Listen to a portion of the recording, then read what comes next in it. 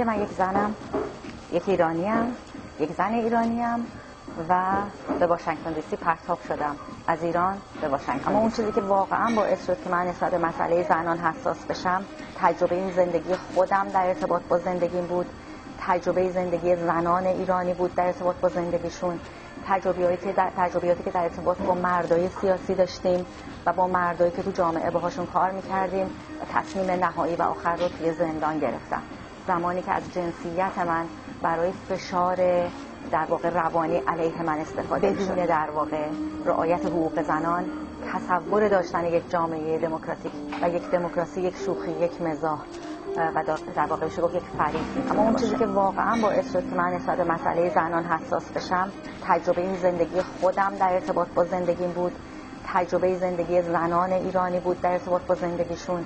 تجربیاتی که در ارتباط با مردای سیاسی داشتیم و با مردایی که تو جامعه باهاشون کار میکردیم و تصمیم نهایی و آخر رو توی زندان گرفتم. زمانی که از جنسیت من برای فشار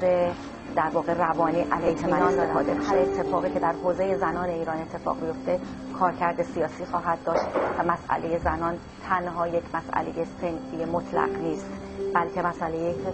کاملا با مسائل سیاسی در ایران ارتباط داره و میتونه مسائل سیاسی در ایران رو از خودش و حتی سیستم سیاسی در ایران رو از خودش متأثر بکنه. اگر واقعا میخواین بدونید که در آینده سیاسی ایران چه اتفاقی میفته، باید ببینید که در ذهن زنان ایرانی و در رویاها و خیال پردازی‌های اونها اطمینان دارن با هر اتفاقی که در حوزه زنان ایران اتفاق بیفته کارکرد سیاسی خواهد داشت و مسئله زنان تنها یک مسئله صنفی مطلق نیست، بلکه مسئله که